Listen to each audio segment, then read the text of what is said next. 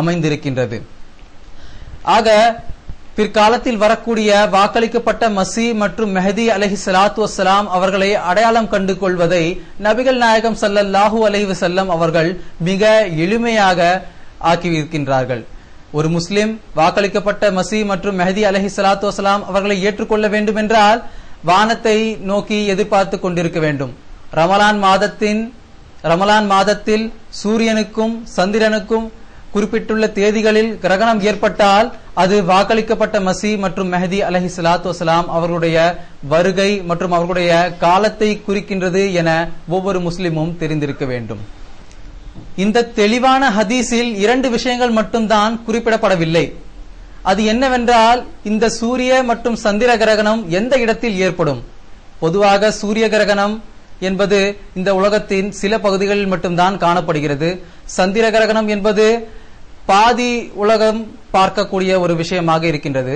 ஆக வாக்களிக்கப்பட்ட மசி மற்றும் மெஹதி அலைஹிஸ்ஸலாத்து வஸ்ஸலாம் அவர்களுக்காக தோன்றக்கூடிய இந்த சூரிய சந்திர கிரகணம் எங்கே ஏற்படும் என்ற ஒரு விஷயம் இந்த ஹதீஸில் குறிப்பிடப்படவில்லை.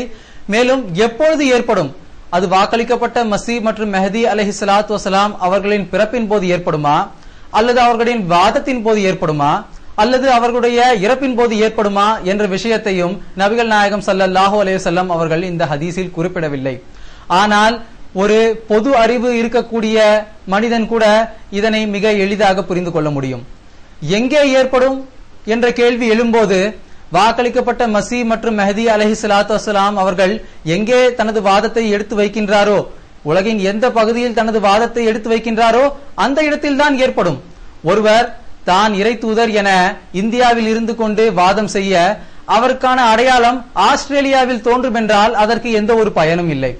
ஆக வாக்களிக்கப்பட்ட மசி மற்றும் மெஹதி அலைஹிஸ்ஸலாத்து வஸ்ஸலாம் அவர் எந்த இடத்தில் தனது வாதத்தை எடுத்து வைப்பாரோ, உலகின் எந்த பகுதியில் அவர் தனது வாதத்தை எடுத்து வைப்பாரோ அந்த இடத்தில் தான் இந்த சூரிய மற்றும் சந்திர கிரகணம் ஏற்படும்.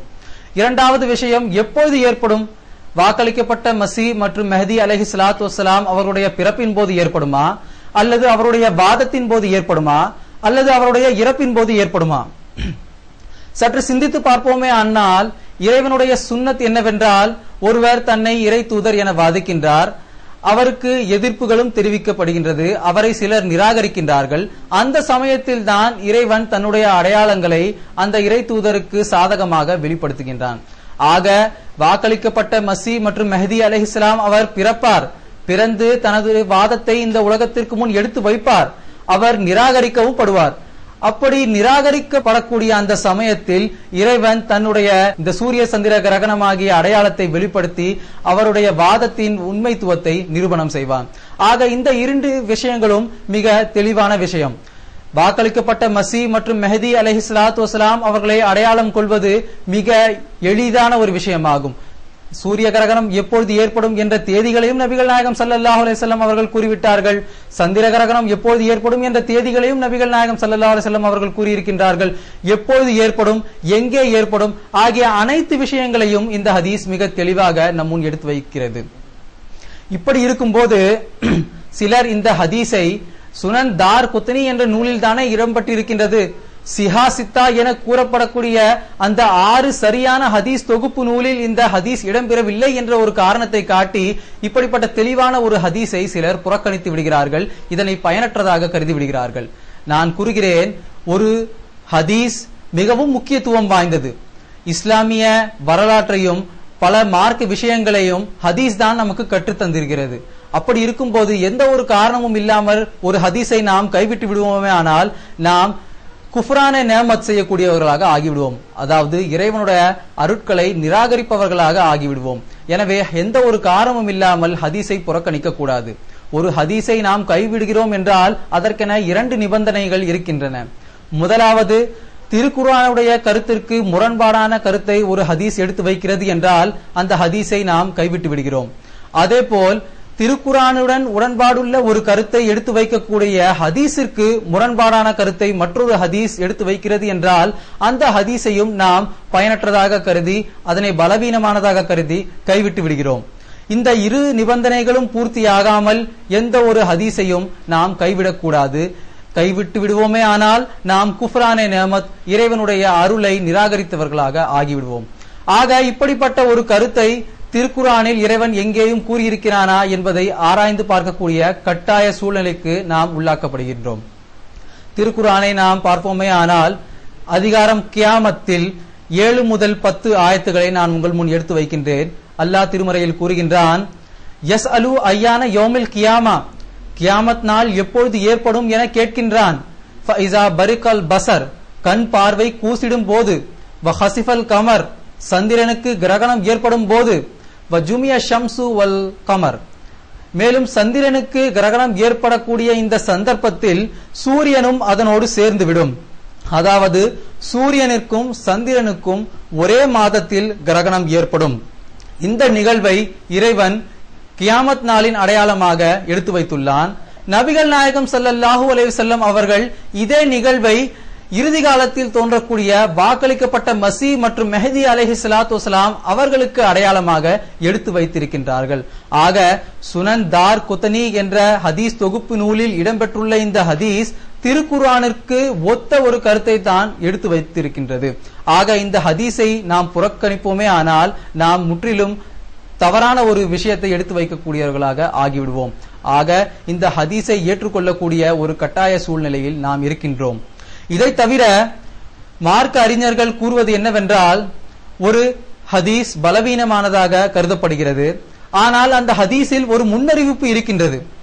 மேலும் அந்த முன்னறிவிப்பு குறித்த காலத்தில் ஏற்பட்டு விடுகிறது என்றால் அந்த ஹதீஸ் பலவீனமான ஹதீஸ் அல்ல, மாறாக நபிகள் நாயகம் ஸல்லல்லாஹு அலைஹி வஸல்லம் அவர்கள் கூறிய ஹதீஸ் தான் என்று ஏற்றுக்கொள்ள வேண்டும் என மார்க்க அறிஞர்கள் நமக்கு கற்றுத் தந்திருக்கின்றார்கள்.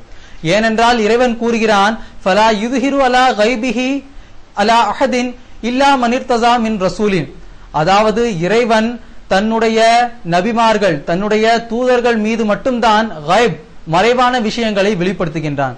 ஆக ஒரு முன்னறிவிப்பு பலவீனமானதாக கருதப்பட்டு பிற்காலத்தில் அது நிகழ்ந்து விடுகிறது என்றால் அது நபிகள் நாயகம் ஸல்லல்லாஹு அலைஹி வஸல்லம் அவர்களால் மட்டும்தான் அப்படிப்பட்ட ஒரு நிகழ்வை முன்னறிவித்திருக்க முடியும், வேறு எவராலும் அறிவித்திருக்க முடியாது. ஏனென்றால் நபிகள் நாயகம் ஸல்லல்லாஹு அலைஹி வஸல்லம் அவர்கள்தான் இறைவன் புறம் இருந்து அனுப்பப்பட்ட தூதர் என்பதை நாம் அனைவரும் நன்கறிந்திருக்கின்றோம்.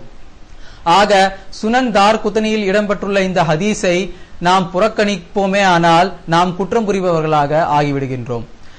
இப்படிப்பட்ட ஒரு தெளிவான அடையாளம் வாக்களிக்கப்பட்ட மசி மற்றும் மெஹதி அலைஹிஸ்ஸலாத்து வஸலாம் அவர்களுக்காக நபிகள் நாயகம் ஸல்லல்லாஹு அலைஹி வஸல்லம் அவர்கள் முன்னறிவித்திருக்கின்றார்கள். இப்படி ஒரு சம்பவம் நிகழ்ந்ததா? அப்பொழுது எவரும் நான் தான் வாக்களிக்கப்பட்ட மசி மற்றும் மெஹதி அலைஹிஸ்ஸலாம் என வாதித்திருக்கின்றாரா என்ற ஒரு விஷயத்தை நாம் அனைவரும் சிந்தித்து பார்க்க வேண்டும். இது ஒரு புறம் இருக்கட்டும். ஹஜ்ரத் மிர்சா குலாம் அஹ்மத் காதியானி என்பவர் இந்திய மண்ணில் பஞ்சாப் மாநிலத்தில் காதியான் என்ற ஒரு சிற்றூரில் 1835ஆம் ஆண்டு பிறக்கின்றார். 1882ஆம் ஆண்டு அவர் ஒரு சீர்திருத்தவாதி முஜத்தித், 14வது நூற்றாண்டின் முஜத்தித் நான் தான் என்ற வாதத்தை இறைவனுடைய கட்டளைக்கிணங்க எடுத்து வைக்கின்றார். அதற்கு பிறகு பராஹினே அஹ்மதியா என்ற ஒரு நூலை அன்னார் எழுதுகிறார்கள். ஹஜ்ரத் மிர்சா குலாம் அஹ்மத் காதியானி அந்த நூலில் இறைவன் எனக்கு அறிவித்துள்ளான் என்ன ஒரு இல்ஹாமை எழுதியுள்ளார்கள்.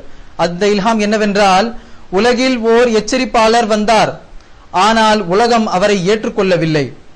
ஆனால் இறைவன் அவரை ஏற்றுக்கொண்டு வலுவான தாக்குதல்களால் அடையாளங்களால் அவருடைய உண்மைத்துவத்தை நிரூபணம் செய்வான் என இறைவன் தமக்கு இல்ஹாம் மூலம் அறிவித்துள்ளதாக ஹஜ்ரத் மிர்சா குலாம் அஹ்மத் காதியானி என்பவர் தன்னுடைய நூல் பராஹினே அஹ்மதியாவில் எழுதியிருக்கின்றார். அதற்கு பிறகு 1889ஆம் ஆண்டு அஹ்மதியா முஸ்லிம் ஜமாத்தை ஹஜ்ரத் மிர்சா குலாம் அஹ்மத் காதியானி என்பவர் தோற்றி வைக்கின்றார். அதற்கு பிறகு இறைவனுடைய கட்டளைக்கிணங்க பையத் உடன்படிக்கையும் அன்னார் பெறுகின்றார். அதற்கு பிறகு 1891ஆம் ஆண்டு இறைவனுடைய கட்டளைக்கிணங்க நான் தான் அந்த வாக்களிக்கப்பட்ட மசி மற்றும் மெஹதி என்ற வாதத்தை ஹஜ்ரத் மிர்சா குலாம் அஹ்மத் காதியானி என்பவர் இந்த உலகத்திற்கு முன் எடுத்து வைக்கின்றார். தன்னுடைய இந்த வாதத்தை ஆதாரங்களுடன் அன்னார் தன்னுடைய நூட்களிலும் குறிப்பிட்டிருக்கின்றார். மேலும் அந்த நூட்கள் பரவலாக உலகின் பல பகுதிகளிலும் அனுப்பப்பட்டு வைக்கப்படுகிறது. இவ்வாறு இறைவனுடைய கட்டளைக்கிணங்க இறுதி காலத்தில் தோன்றக்கூடிய வாக்களிக்கப்பட்ட மசி மற்றும் மெஹதி நான் தான் என்ற வாதத்தை ஹஜ்ரத் மிர்சா குலாம் அஹமத் காதியானி என்பவர் 1891 ஆண்டு உலகத்திற்கு அறிவித்து மேலும் அந்த தன்னுடைய வாதத்தை அவர் பிரபலப்படுத்தியும் இருக்கின்றார். இவ்வாறு பிரபலம் அடைந்து கொண்டிருக்கும் சந்தர்ப்பத்தில் பலர் அவரை நிராகரிக்கவும் செய்கின்றார்கள். இந்த நிராகரிக்கக்கூடிய சந்தர்ப்பத்தில் இறைவன் முன்னறிவித்தபடி சூரியன் மற்றும் சந்திரனுக்கு ரமலான் மாதத்தில் கிரகணம் ஏற்படுகின்றது. 13ஆம் ரமதான் 1311 ஹிஜ்ரி கமரி அந்த தேதியில் சந்திரனுக்கு கிரகணம் ஏற்படுகின்றது. அதேபோல் 28 ரமதான் 1311 அந்த தேதியில் சூரியனுக்கு கிரகணம் ஏற்படுகின்றது. இது நபிகள் நாயகம் ஸல்லல்லாஹு அலைஹி வஸல்லம் அவர்கள் முன்னறிவித்துள்ள ஹதீஸிற்கு முற்றிலும் உடன்படக்கூடிய ஒரு நிகழ்வாக அமைந்திருக்கின்றது.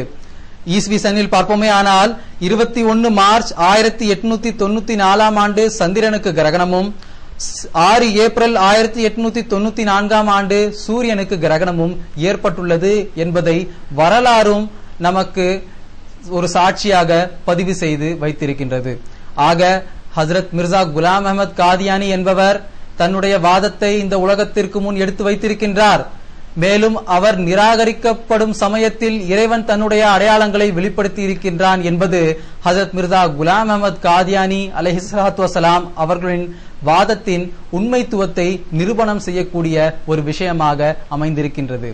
ஹஜ்ரத் மிர்சா குலாம் அஹமத் காதியானி வாக்களிக்கப்பட்ட மசி மற்றும் மெஹதி அலைஹிஸ்ஸலாத்து வஸலாம் அவர் தன்னுடைய நூலில் இந்த நிகழ்விற்கு பிறகு கூறுவது என்னவென்றால், என்னுடைய உயிர் எவனுடைய கைகளில் இருக்கின்றதோ அந்த இறைவன் மீது ஆணையிட்டு கூறுகின்றேன், என்னுடைய உண்மைத்தன்மை உலகிற்கு உணர்த்தும் வகையில் இறைவன் இந்த மகத்தான அடையாளத்தை வானத்தில் காட்டியிருக்கின்றான். ஆலிம்கள் என்னை தஜ்ஜால் என்றும் பொய்யன் என்றும் காஃபிர் என்றும் கூறிக்கொண்டிருக்கும் இவ்வேளையிலேயே இறைவன் இவ்வடையாளத்தை வெளிப்படுத்தி இருக்கின்றான்.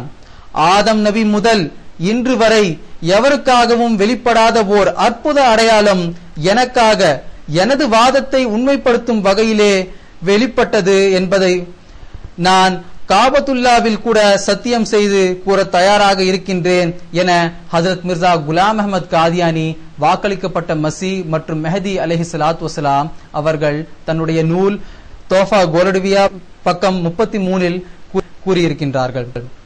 ஆக நபிகள் நாயகம் ஸல்லல்லாஹு அலைஹி வஸல்லம் அவர்கள் முன்னறிவித்ததுபடி அந்த நிகழ்வு சூரியனுக்கும் சந்திரனுக்கும் ரமலான் மாதத்தில் கிரகணம் ஏற்பட்டது. அந்த சமயத்தில் ஹஜ்ரத் மிர்சா குலாம் அஹமத் காதியானி என்பவர் தான் வாக்களிக்கப்பட்ட மசி மற்றும் மெஹதி அலைஹிஸ்ஸலாம் என இறைவன் எனக்கு அறிவித்திருக்கின்றான் என இந்த உலகத்திற்கு முன் அறிவிப்பு செய்திருக்கிறார்கள். அவர் நிராகரிக்கப்படும் சமயத்தில் இறைவன் இந்த அடையாளங்களை வெளிப்படுத்தி இருக்கின்றான். இதுதான் ஹஜ்ரத் மிர்சா குலாம் அஹமத் காதியானி அலைஹிஸ்ஸலாம் அவர்கள்தான் வாக்களிக்கப்பட்ட மசி மற்றும் மெஹதி என்பதற்கான ஒரு மிக தெளிவான அடையாளம் என நான் உங்களுக்கு கூறிக்கொள்ள விரும்புகிறேன். ஆக நபிகள் நாயகம் ஸல்லல்லாஹு அலைஹி வஸல்லம் அவர்கள் மசி மற்றும் மெஹதியின் அடையாளத்தை முன்னறிவித்ததற்கு பிறகு ஹஜ்ரத் மிர்சா குலாம் அஹமத் காதியானி என்பவர் தனது வாதத்தை எடுத்து வைக்கும் போதுதான் நபி மொழியில் குறிப்பிட்டுள்ள அந்த அடையாளங்களை இறைவன் வெளிப்படுத்தி இருக்கின்றான். இதுதான் ஹஜ்ரத் மிர்சா குலாம் அஹமத் காதியானி அலைஹிஸ்ஸலாத்து வஸலாம் அவர்கள் தான் வாக்களிக்கப்பட்ட மசி மற்றும் மெஹதி என்பதற்கான ஒரு மிக பெரிய அடையாளமாக இருக்கின்றது என்ற விஷயத்தை நான் உங்கள் முன் எடுத்து வைக்க கடமைப்பட்டிருக்கின்றேன். அஹ்மதியா முஸ்லிம் ஜமாத்தின் கொள்கை என்னவென்றால், ஹஜ்ரத் மிர்சா குலாம் அஹமத் காதியானி என்பவர்தான் இறைவனுடைய முன்னறிவிப்புக்கேற்ப இறுதி காலத்தில் தோன்றக்கூடிய வாக்களிக்கப்பட்ட மசி மற்றும் மெஹதி அலைஹிஸ்ஸலாத்து வஸலாம் ஆவார். இதுதான் அஹ்மதியா முஸ்லிம் ஜமாத் எடுத்து வைக்கின்ற விஷயமாகும். இறைவன் நம் அனைவருக்கும் வாக்களிக்கப்பட்ட மசி மற்றும் மெஹதி அலைஹிஸ்ஸலாத்து வஸலாம் அவர்களை அடையாளம் கண்டுகொள்வதற்கான நல்வாய்ப்பினை அருள்வானாக. ஆமீன். வ ஆஹிர் தாவானா அனில் ஹம்துலில்லாஹி ரப்பில் ஆலமீன்.